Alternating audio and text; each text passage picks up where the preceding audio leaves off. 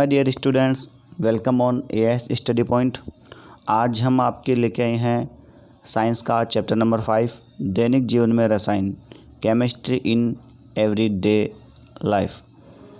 यह इस चैप्टर का पहला पार्ट है और आज हम इस चैप्टर में कुछ रसायन तत्व हैं उनके बारे में पढ़ेंगे। तो अब तक यदि आपने हमारे चैनल को सब्सक्राइब नहीं किया है तो सब्सक्राइब ज़रूर कीजिए और बेल आइकन को प्रेस कीजिए ताकि वीडियो की नोटिफिकेशन आपको ऑन टाइम मिल सके। तो चलिए शुरू करते हैं आज का वीडियो।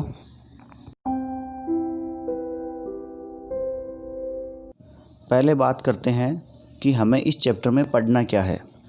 इसमें हमें पढ़ना है अम्ल, क्षार और लवणों के बारे में। इनकी जो भौतिक और रासायनिक क्रिया है वो दैनिक जीवन में किस प्रकार से प्रयोग की जाती है, उन सब के बारे में हम इसके अंदर डिटेल से पढ़ेंगे। अम्लों के भौतिक और रासायनिक गुण हम सबसे पहले देखेंगे, फिर क्षार के और सबके लास्ट में लवणों के। तो पहले बात करते हैं अम्ल की। अम्ल के गुणों की बात करें तो अम्ल स्वाद में खट्टे होते हैं। मतलब जो खट्टे पदार्थ होते हैं वो अम्ल होते हैं, लेकिन मैं ये नहीं कह रहा कि सभी खट्टे पदार्थ अम्ल होते हैं, लेकिन ज़्यादातर जो खट्टे होते हैं वो अम्लीय प्रकृति के ही होते हैं। अम्ल को अंग्रेजी में एसिड कहते हैं। एसिड का मतलब होता है अम्ल, जो एक लैटिन भाषा के शब्द एसिडस जिसका मतलब होता है खट्टा से बना है। और एसिड क्या है, एक लैटिन भाषा का नाम है और उस लैटिन भाषा में एसिड को बोलते थे एसिडस, और इस एसिडस से बना एसिड, तो इसका मतलब होता था खट्टा। इसलिए अम्लों का जो स्वाद होता है वो खट्टा होता है। तो अम्लों का भौतिक गुण तो एक तो ये हो गया कि अम्लों का जो स्वाद होता है वो खट्टा होता है। अब खट्टे में बहुत सारी चीज़ें होती हैं। अब हमें ये देखना है कि कौन कौन से खट्टे पदार्थों में अम्ल पाया जाता है। तो जो सिरका होता है जिससे अचार वगैरह बने जाते हैं उसमें होता है एसिटिक अम्ल। इमली में होता है टार्टरिक अम्ल, ध्यान रखना इंपॉर्टेंट है। सिरके में एसिटिक अम्ल, इमली में टार्टरिक अम्ल, और संतरे में होता है एस्कार्बिक अम्ल। लाल चींटी काटने से जो हमारे शरीर में या जलन सी होती है वो किसकी वजह से, फार्मिक अम्ल की वजह से। जठर रस जो पाचन के समय निकलता है शरीर में, जठर रस में होता है हाइड्रोक्लोरिक अम्ल आदि के रूप में ये सब पाए जाते हैं अम्ल। और अम्ल का एक प्रारंभिक गुण है कि यह नीले लिटमस पत्र को लाल कर देता है। ध्यान से सुनिएगा कि अम्ल जो होते हैं वो नीले लिटमस पत्र को लाल कर देते हैं। लिटमस पत्र क्या होता है, कुछ कागज़ के टुकड़े होते हैं। इस प्रकार से कागज़ के टुकड़े होते हैं, देखिए मैं दिखा देता हूँ आपको। ये इस प्रकार कागज़ के टुकड़े होते हैं और इनको उस विलयन में डुबाया जाता है जिसका हमें परीक्षण करना है। अम्ल और क्षार के लिए जो परीक्षण किया जाता है उसमें इनको डुबोया जाता है। डुबोने के बाद क्या होता है, इनका कलर चेंज होता है और कलर चेंज होने पे हमें पता लग जाता है कि वो अम्ल है या क्षार है। तो जो अम्ल होते हैं वो नीले लिटमस पत्र को लाल कर देते हैं। जो नीला होगा उसको लाल कर देगा तो हम समझ जाएंगे कि ये अम्ल प्रकृति का विलयन है। अब हम देखते हैं कि यहाँ से किस प्रकार के क्वेश्चन बन सकते हैं। देखिए एसिटिक अम्ल किस में पाया जाता है, सिरके में। तो क्वेश्चन हो सकता है सिरके में कौन सा अम्ल पाया जाता है, एसिटिक अम्ल। दूसरा है संतरे में कौन सा अम्ल पाया जाता है, एस्कॉर्बिक अम्ल। लाल चींटी के डंक में कौन सा अम्ल होता है, फार्मिक अम्ल। और अपने पेट के अंदर कौन सा अम्ल होता है, हाइड्रोक्लोरिक अम्ल। ये इससे मुख्य प्रश्न बन सकते हैं। मैं आपको कुछ एक्स्ट्रा भी बता देता हूँ। देखिए ये है नींबू में कौन सा अम्ल होता है, सिट्रिक अम्ल। और टोमेटो इसके अंदर होता है ऑक्जेलिक अम्ल। टमाटर के अंदर कौन सा अम्ल होता है, ऑक्जेलिक अम्ल। तो हम कह सकते हैं टमाटर में होगा ऑक्जेलिक अम्ल और नींबू में होता है सिट्रिक अम्ल। जिस तरीके से हमने अम्ल के गुण देखे वैसे ही अब क्षार के गुण देखते हैं। अब देखिए हम क्षार के बारे में जानकारी देखते हैं। क्षार का जो स्वाद होता है वो होता है कड़वा। मुख्य रूप से जो स्वाद होता है वो कैसा होगा, कड़वा। कड़वा का मतलब ये नहीं कि एकदम कड़वा का मतलब ये है कि इसमें मीठा नहीं होता, मतलब थोड़ा सा कड़वा होता है।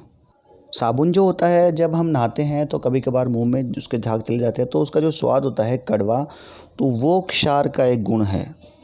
तो साबुन एक क्षार का उदाहरण है। आगे देखिए अम्ल जिस प्रकार से नीले लिटमस को लाल कर देता था वैसे ही जो क्षार होता है वो लाल लिटमस को नीला करता है, मतलब उसका अपोजिट, लाल लिटमस को नीला। आपको पता है लिटमस क्या होता है, कागज़ का टुकड़ा होता है जिस पे एक तरफ लाल होता है एक तरफ नीला होता है।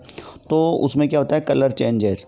जिस विलेन में यदि हम डुबोते हैं और यदि जो लिटमस पत्र का जो रंग है वो लाल से नीला हो गया तो आप समझ जाइए कि जो विलेन है वो कैसा होगा, क्षार। ये स्पर्श में साबुन जैसा व्यवहार दिखाते हैं, मतलब चिकने टाइप में थोड़े थोड़े साबुन जैसा व्यवहार दिखाते हैं ये। उदाहरण के लिए आप देख सकते हो NaOH, KOH और AlOH3। अब देखिए मैं आपको इसका पहचानने का तरीका बताता हूँ। जिसके अंदर लास्ट में OH जुड़ा हो, जिसके अंदर OH जुड़ा हुआ हो वो क्या होगा, क्षार होगा। तो ये पहचानने का तरीका हो गया। OH को बोलते हैं हाइड्रोक्साइड। तो ये क्या है, क्षार के उदाहरण है। Sodium hydroxide, potassium hydroxide, aluminium hydroxide और जो अमोनियम हाइड्रोक्साइड है वो सब क्या है, ये सब क्षार के एग्जाम्पल हैं। अब क्या करते हैं, यदि क्षार को हम अम्ल में मिला देते हैं तो ये क्या करेंगे, अम्ल को उदासीन कर देंगे। मतलब ये अम्ल को उदासीन करने का सामर्थ्य रखते हैं। और जल में ये किस प्रकार की प्रकृति दर्शाते हैं, विलय की। जल में ये क्या हो जाते हैं, घुल जाते हैं, विलय हो जाते हैं। देखिए एक उदाहरण के अकॉर्डिंग मैं आपको बताता हूँ। जब हमारे पेट में एसिडिटी हो जाती है, मतलब HCl की मात्रा बढ़ जाती है, अम्लों की मात्रा बढ़ जाती है, तो हमें खट्टी डकारें आती है, पेट में जलन हो जाती है। तो उसको कम करने के लिए हम क्या लेते हैं, क्षार लेते हैं। मतलब जो इनो वगैरह होता है वो हम लेते हैं। तो क्या होता है, वो उस अम्ल को अंदर जाके क्या कर देता है, उदासीन कर देता है। उसका जो प्रभाव है वो कम कर देता है। तो इस प्रकार से हम कह सकते हैं कि क्षार जो होते हैं वो अम्लों को उदासीन कर देते हैं। और ये क्या होते हैं, जल में विलय हो जाते हैं। अम्ल और जो क्षार दोनों जो होते हैं वो जल में क्या हो जाते हैं, घुल जाते हैं। तो इस प्रकार से ये बात होगी अम्ल और क्षार की। एग्जाम्पल की बात करें क्षार की, तो घरों में जो साबुन होता है, साफ़ सफाई के जो भी सामान होते हैं वो सब किस में आते हैं, क्षार के अंदर। जिसके अंदर हाइड्रोक्साइड होते हैं, OH जिसमें होता है, वो सब क्या होते हैं, क्षार। अब तीसरी जो कैटेगरी है, तीसरी श्रेणी जो है वो है लवण। अब हम बात करेंगे लवण की।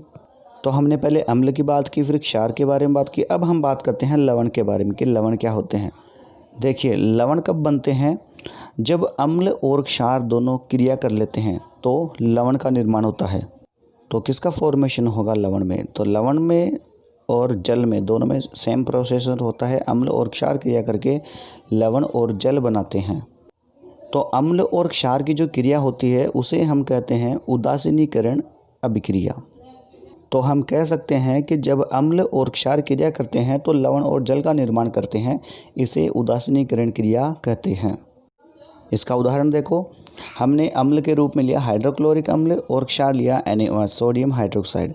जब हमने इसकी क्रिया करवाई तो हमें क्या प्राप्त हुआ, NaCl मतलब सोडियम क्लोराइड, और जल प्राप्त हुआ H2O मतलब OH प्लस H जब जुड़े तो जल का निर्माण हुआ। और बाकी जो Na और Cl बचे वो हमें क्या प्राप्त कराते हैं, लवण। तो इस प्रकार से हम कह सकते हैं कि जब अम्ल और क्षार क्रिया करते हैं तो लवण और जल का निर्माण होता है और इसे उदासीनीकरण अभिक्रिया कहते हैं। अब यहाँ पे सवाल ये बनता है कि अगर मैंने यहाँ पे प्रबल अम्ल और क्षार की आगे हम चर्चा करेंगे, लेकिन पहले एक बार हम समझ लेते हैं कि यदि मैं यहाँ पे प्रबल अम्ल और प्रबल क्षार ले लूँ और जब इन दोनों की क्रिया करवाएं तो क्या होगा, ये दोनों एक दूसरे को क्या कर देंगे, निष्क्रिय कर देंगे, मतलब उदासीन कर देंगे। दोनों यदि जब प्रबल अवस्था में हो, प्रबल मतलब प्रबल अम्ल तथा प्रबल क्षार से बने लवण उदासीन होते हैं। तो ध्यान रखना, यदि दोनों प्रबल हुए तो क्या कर देंगे, एक दूसरे को क्या कर देंगे, लवण जो होगा वो उदासीन होगा, उदासीन में बदल देंगे। और यदि अम्ल प्रबल हो और क्षार दुर्बल हो तो बनने वाला लवण कैसा होगा, अम्लीय प्रकृति का होगा। अगर अम्ल प्रबल है और दुर्बल क्षार है तो बनने वाला लवण किस प्रकृति का होगा, अम्लीय प्रकृति का। और इसका अपोजिट हो जाएगा, यदि दुर्बल अम्ल है और प्रबल क्षार है तो बनने वाला लवण कैसा होगा, क्षारीय प्रकृति का। मतलब इसमें प्रबल क्षार है तो क्षार ज़्यादा हुआ तो क्षारीय प्रकृति का लवण प्राप्त होगा। और यदि प्रबल अम्ल है, दुर्बल क्षार है तो अम्लीय प्रकृति का हमें लवण प्राप्त होगा। अब देखिए हम इसको एक एग्जाम्पल के अकॉर्डिंग समझते हैं। देखिए अगर मैं पहले दोनों को प्रबल अम्ल और प्रबल क्षार लूँ, देखिए प्रबल अम्ल और प्रबल क्षार में देखिए जो A है इसको हम मान लेते हैं अम्ल। क्या मान लेते हैं इसको हम, अम्ल। जो A है वो हो जाएगा अम्ल और जो B है वो हो जाएगा क्षार। दोनों ही यदि प्रबल है तो हमें लवण जो प्राप्त होगा वो कैसा होगा, उदासीन। उदासीन लवण हमें प्राप्त हो जाएगा क्योंकि दोनों की मात्रा जो है वो बराबर है। और यदि मैं प्रबल अम्ल ले लूँ और दुर्बल क्षार ले लूँ तो देखिए दोनों में प्रभाव किसका ज़्यादा रहेगा, अम्ल का। तो प्राप्त होने वाला लवण कैसा होगा, अम्लीय प्रकृति का होगा, क्योंकि इसमें अम्ल का जो मान है वो थोड़ा ज़्यादा है, बड़ा है क्षार से। और यदि मैं दुर्बल अम्ल और प्रबल क्षार ले लूँ, ये प्रबल B बड़ा हो गया और A छोटा, मतलब कम मान है इसका, तो हमें किस प्रकार का लवण प्राप्त होगा, वो होगा क्षारीय प्रकृति का। क्यों? क्योंकि B को क्या है, A की तुलना में ज़्यादा है तो अपना असर दिखाएगा, तो हमें क्षारीय लवण प्राप्त होगा। तो इस प्रकार से आप समझ सकते हो, यदि दोनों बराबर हो तो उदासीन और एक ज़्यादा एक कम हो तो उसके अकॉर्डिंग। देखिए अब तक जो हमने इस चैप्टर में पढ़ा अम्ल, क्षार और लवण के बारे में, वो तो बेसिक था। अब आगे जो हमें इस चैप्टर में पढ़ना है वो इसके मुख्य 3 सिद्धांत है, वो हम पढ़ेंगे। जिसमें पहला है आर्हेनियस संकल्पना। जो आर्हेनियस थे जिन्होंने सबसे पहले अम्ल और क्षार के बारे में बताया, तो उनके बारे में पढ़ेंगे कि उन्होंने क्या क्या खोजा, इसके बारे में क्या क्या हमें बताया। फिर ब्रॉन्स्टेड लोरेंजी का जो सिद्धांत है उसके बारे में हम पढ़ेंगे। फिर लुईस का जो सिद्धांत है, लुईस की अम्ल व क्षार के उदाहरण है, उसके बारे में हम पढ़ेंगे। तो पहले बात करते हैं आर्हेनियस थ्योरी की। तो चलिए देखते हैं आर्हेनियस संकल्पना। तो सबसे पहले जो अम्ल और क्षार की परिभाषा जो दी थी जो आर्हेनियस ने, वो हम यहाँ पढ़ रहे हैं, उन्होंने दी थी आर्हेनियस ने।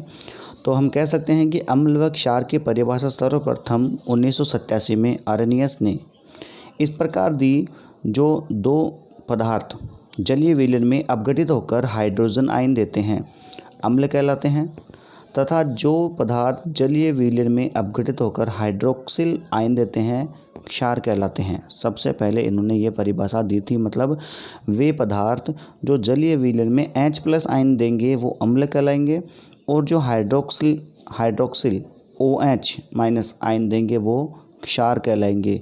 ये परिभाषा या ये संकल्पना जो दी थी वो थे आर्हेनियस। तो आप इसको आसानी से समझ सकते हो। वे विलयन जो जल में घुलने के बाद OH- आयन देंगे वो क्या कहलाएंगे, क्षार, और जो H+ आयन देंगे वो कहलाएंगे अम्ल। ठीक है। तो हमने किसी भी पदार्थ को यदि पानी में डाला और अगर वह H+ आयन देता है तो वो अम्ल है, और यदि OH- देता है तो वो क्षार है, ये इन्होंने कहा। अब हम इसके कुछ एग्जांपल्स देखते हैं, उदाहरण। देखिए सबसे पहले हमने हाइड्रोक्लोरिक अम्ल लिया HCl, इसको यदि हम पानी में डालते हैं तो ये H+ देगा और Cl-। तो H+ यदि जब इसने दिया तो इसका मतलब ये किस प्रकार का है, अम्लीय प्रकृति का होगा। H+ दे रहा है तो वो किस प्रकृति का होगा, अम्लीय प्रकृति का। आगे देखिए जब हमने नाइट्रिक अम्ल लिया HNO3, तो देखिए ये भी क्या दे रहा है, H+ आयन दे रहा है और NO- में दे रहा है, तो ये भी कैसा हुआ, अम्लीय प्रकृति का हुआ। आगे हम एग्जाम्पल देखते हैं H2SO4 सल्फ्यूरिक अम्ल, जिसे अम्लों का राजा भी कहा जाता है, द किंग ऑफ एसिड। तो क्वेश्चन इस प्रकार से भी आता है एग्जाम के अंदर कि अम्लों का राजा किसे कहा जाता है, तो इसका आंसर होगा H2SO4, मतलब सल्फ्यूरिक अम्ल को अम्लों का राजा कहा जाता है। तो इसको यदि हम जल में डालेंगे तो ये किस प्रकार का आयन देगा, H+ आयन देगा, तो इसका मतलब भी क्या है, अम्लीय प्रकृति का। अगला एग्जाम्पल भी ऐसा ही है, एसिटिक अम्ल को यदि हम लेंगे तो H+ आयन मिलेगा, अम्लीय प्रकृति का होगा। और कार्बोनिल अम्ल को लेंगे, कार्बोनिक अम्ल को, तो H+ आयन होगा, तो वो भी अम्लीय प्रकृति का ही होगा। तो इस प्रकार से हमने अम्लों के एग्जाम्पल देख लिए। जो पदार्थ जल में घुलने के बाद H+ आयन देते हैं अम्ल कहलाते हैं, और जो पदार्थ जल में घुलने के बाद OH- आयन देते हैं वो क्षार कहलाते हैं। तो इस प्रकार से आपको इनके फॉर्मूले भी याद होने चाहिए। हाइड्रोक्लोरिक अम्ल को HCl, नाइट्रिक अम्ल को HNO3, सल्फ्यूरिक अम्ल को H2SO4, एसिटिक अम्ल को CH2COOH और कार्बोनिक अम्ल को H2CO3 कहा जाता है। आगे बात करते हैं कि ये किस प्रकार से प्रक्रिया हो रही है। यहाँ पे आपको एक बाल्टी सी दिखाई दे रही है जिसके अंदर पानी भरा हुआ है। तो इसमें देखिए हम पता कैसे करते हैं कि ये अम्ल है या क्षारीय है। हमने जैसे कि HCl है, HCl को इसके अंदर डाला, HCl, तो HCl को हमने इसके अंदर डाला, तो HCl को हम जैसे इसके अंदर डालेंगे तो अगर HCl H+ और Cl-, H+ और Cl- में यदि ये टूट गया तो हम कह सकते हैं कि ये कौन सा है, अम्लीय प्रकृति का है। मतलब अगर HCl ने H+ आयन दिया, मतलब किसी ने भी पदार्थ ने अगर H+ आयन दिया तो वो कौन सी प्रकृति का होगा, अम्लीय प्रकृति का होगा। और यदि हम चलो दूसरा एग्जाम्पल लेते हैं, यदि हम इसके जगह पे ले लें NaOH, और यदि हम इस NaOH को इसके अंदर डालने के बाद ये Na+ और OH- में बट जाए, दो टुकड़ों में टूट जाए और OH- आयन दे, तो हम क्या कहेंगे, ये किस प्रकृति का होगा, क्षारीय प्रकृति का। तो हम कह सकते हैं कोई भी पदार्थ जल में घुलने पर यदि OH- आयन देते हैं तो वो क्षारीय प्रकृति का पदार्थ कहलाएगा। तो ये सिद्धांत किसने दिया, आरेनियस ने। आरेनियस ने आगे क्या समझाया, आगे प्रश्न आया कि इसमें हम प्रबलता और दुर्बलता में अंतर कैसे समझेंगे। तो आरेनियस ने कहा कि अम्ल की दो प्रकृति है, एक तो प्रबल अम्ल और एक दुर्बल अम्ल। मतलब प्रबल क्या होगा, जिसकी शक्ति ज़्यादा होगी वो प्रबल होगा और जिसकी शक्ति कम होगी वो दुर्बल होगा। तो प्रबल अम्ल कौन से होते हैं, कुछ अम्ल जो पूर्णतया जल के अंदर आयनित हो जाते हैं, मतलब पूरी तरह टूट जाएंगे। जैसे कि हमने HCl को डाला तो पूर्ण रूप से H+ और Cl- में अलग अलग टूट जाता है। तो जो अच्छे से टूट जाते हैं, मतलब पूर्णतः आयनित हो जाते हैं, उसे कहते हैं हम प्रबल अम्ल। और इस क्रिया को कहते हैं आयोनाइजेशन। तो इतना डिटेल में नहीं जाना है हमें, बस इतना समझो कि वो आयनित होते हैं, मतलब H+ और Cl- में टूट जाते हैं। तो पूरी तरह जो टूट जाते हैं, पूर्णतः जो टूट जाते हैं वो प्रबल अम्ल कहलाते हैं। और जो पूर्णतः नहीं टूटते हैं वो दुर्बल अम्ल कहलाते हैं। जो जलीय वेल में पूर्णतः आयनित नहीं होते हैं, मतलब पूर्णतः नहीं टूटते हैं, वो दुर्बल अम्ल कहलाते हैं। एग्जाम्पल देखते हैं, HCl, H2SO4 और HNO3, ये क्या है, प्रबल अम्ल है। और CH3COOH और H2CO3, ये क्या है, दुर्बल अम्ल का उदाहरण है। तो यहाँ बात हो गई प्रबल अम्ल और दुर्बल अम्ल की। आगे हम बात करते हैं क्षार के उदाहरण की। देखिए, पहला है पोटेशियम हाइड्रोक्साइड, जहाँ पे पोटेशियम और हाइड्रोक्साइड दोनों अलग अलग हो गए। अगर जलीय विलयन मिलाते हैं तो ये क्या हो जाएंगे, अलग अलग, K+ और OH-। तो OH- अलग हो रहा है तो इसका मतलब क्या है, ये क्षार होगा। ठीक है, K+ में अलग हो गया और OH- में अलग हो गया। आगे है सोडियम हाइड्रोक्साइड, NaOH। यहाँ पे भी देखिए Na+ और OH- दोनों अलग हो गए तो क्षार होगा। आगे है कैल्शियम हाइड्रोक्साइड, जिसके अंदर 2OH अलग हो रहा है तो क्षार होगा। अमोनियम ऑक्साइड में भी ऐसा ही हो रहा है, NH4OH में से OH अलग निकल रहा है तो वो क्या हो जाएगा, क्षार। तो हम कह सकते हैं कि क्षार होगा, क्या होगा, वे पदार्थ जो जलीय विलयन के अंदर OH- आयन देते हैं वो क्षार कहलाते हैं। एग्जाम्पल के तौर पे आप यहाँ पे देख सकते हो NaOH, KOH, CaOH, 2 NH4OH, ये सब किसके उदाहरण है, क्षार के, क्योंकि ये जलीय विलयन में घुलने पर OH- आयन देते हैं। अब हम बात करते हैं क्षार। इसमें भी दो होते हैं, दुर्बल और प्रबल। प्रबल क्या होंगे, वे क्षार जिनका जलीय विलयन में पूर्णतः आयनन हो जाता है। सेम वही बात है जैसा हमने अम्ल के बारे में पढ़ा था, पूर्ण रूप से यदि टूट जाए तो वो कहलाएंगे प्रबल अम्ल। एग्जाम्पल के तौर पे हम कह सकते हैं KOH, NaOH, ये उदाहरण है प्रबल क्षार के। और इसी प्रकार से हम दुर्बल की बात करें, दुर्बल क्षार की, तो जो क्षार जलीय विलयन में पूर्णतः आयनित नहीं होते हैं, मतलब पूर्ण रूप से नहीं टूट पाते हैं या घुल नहीं पाते हैं, वो दुर्बल क्षार कहलाते हैं। एग्जाम्पल के तौर पे हम कह सकते हैं NH4OH, MgOH2 एक्सेट्रा आदि उदाहरण हम ले सकते हैं। तो ये बात होगी क्षार की, प्रबल और दुर्बल क्षार। तो अब तक जो हमने पढ़ा उसमें से जो मुख्य रूप से क्वेश्चन आता है वो एक ही प्रकार का होता है, वो है अम्ल व क्षार के बीच में अंतर स्पष्ट कीजिए। तो आप अंतर स्पष्ट इस प्रकार से कर सकते हो। अम्ल के बारे में यदि हम बात करें तो अम्ल स्वाद में प्राय खट्टे होते हैं। क्षार की यदि हम बात करें तो यह प्राय स्वाद में कड़वे होते हैं। अम्ल जलीय विलयन में H+ आयन प्रदान करते हैं और क्षारक जलीय विलयन में OH- आयन प्रदान करते हैं। अम्ल नीले लिटमस पत्र को लाल रंग में परिवर्तित कर देते हैं और क्षार लाल लिटमस पत्र को नीले रंग में परिवर्तित कर देते हैं। उदाहरण के लिए आप एग्जाम्पल देख सकते हो, अम्ल के उदाहरण हैं HCl, H2SO4, HNO3, CH3COH। और क्षार के यदि हम एग्जाम्पल की बात करें तो NaOH, KOH, CaOH2 और NH4OH। तो ये दोनों में इस प्रकार से आप अंतर स्पष्ट कर सकते हो। तो आज की क्लास में बस इतना ही, मिलेंगे अगली क्लास में बहुत जल्द। तब तक के लिए थैंक यू।